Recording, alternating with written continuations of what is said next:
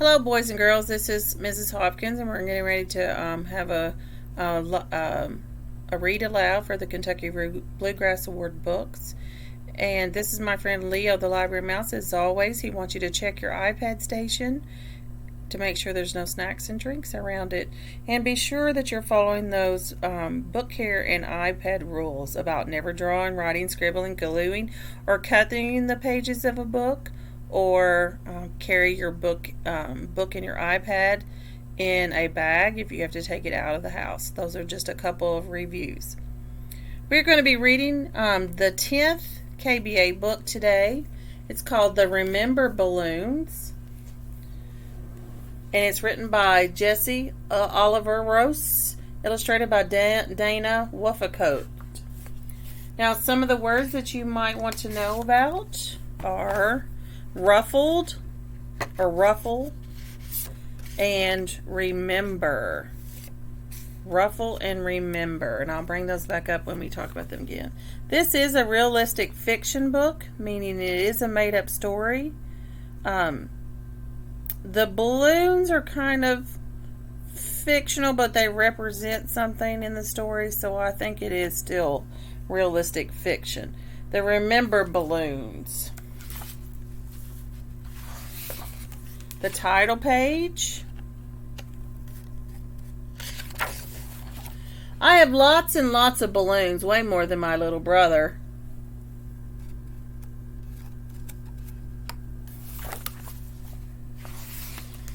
This one's my favorite, I tell him, pointing to the balloon with my last birthday party.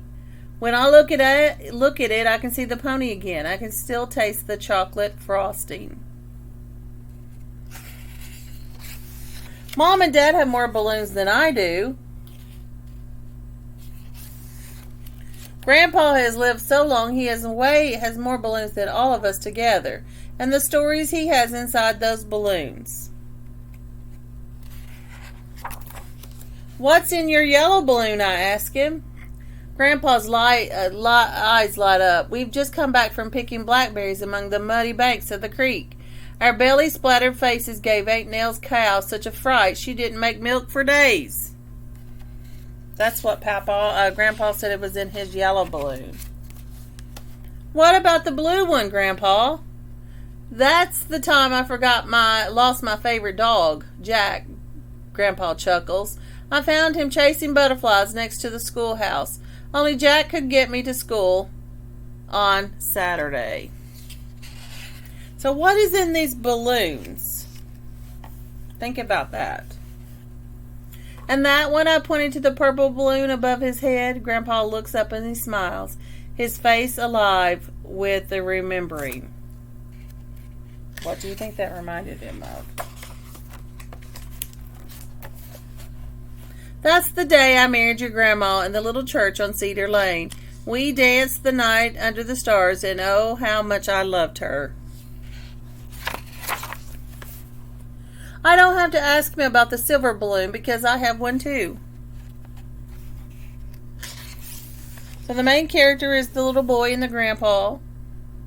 The setting of the story is mainly at his house. That was the day we stood on the dock till the sun went down, feeling the tug after tug on our lines. Grandpa and I must have caught 1,000 fish. Grandpa ruffles my hair. What do you think that means, ruffles? Ruffles his hair. Give you a little time to answer that. He ruffles my hair like he always does. That's one of my favorite balloons. Mine too, I say. But Grandpa has been having problems with his balloons lately. One will get caught in a tree and he'll tell me the same story over and over again.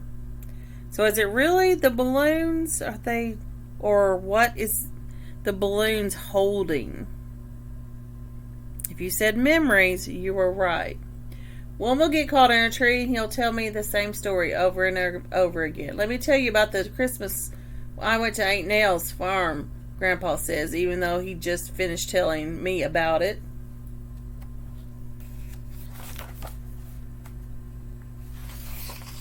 Other times a balloon will float right out of his hand.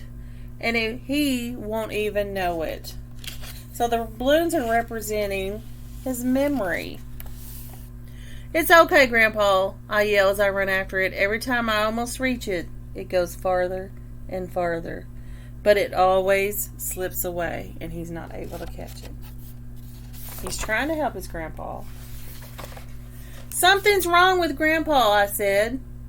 I tell my parents that. We can't hold on to his balloons anymore. Mom looks at me with sad eyes. That happens sometimes when people grow older. Grandpa's balloons start floating faster and faster and faster. Running down streets and up hills, I watch the balloons grow smaller and smaller and smaller. He finally loses the silver one, which was the little boy's favorite. I watch it float away until I can't see it anymore. Why did you let it go? I yell. That was our balloon. Then I sit on the sidewalk and cry. I feel Grandpa pat my back, but he doesn't ruffle any hair like he always did. Why are you crying, child? There's nothing to cry about. One day I go to see him, and all his balloons are gone. Grandpa, I say, but he doesn't look at me. It'll be okay, Dad says. Look up. I have new balloons now, a yellow one filled with blackberries and a cow, a blue one filled with Grandpa and his favorite dog, a purple one filled with a wedding day. See, Mom says, now they're yours to share. So his grandpa didn't lose the memories. He gave them to the little boy to keep. And the balloons represent memories. So I climb into my grandpa's lap and I begin telling him about my new balloons. And that's the end of the Remember balloons. The main character was the little boy. The problem was that his grandpa kept losing the balloons that represented the memories. And that does sometimes happen as our families and our friends get older and older. The Remember balloons. Now, we have read all 10 KBA books. Which one is your favorite? Which one will you vote for when it's time for us to vote?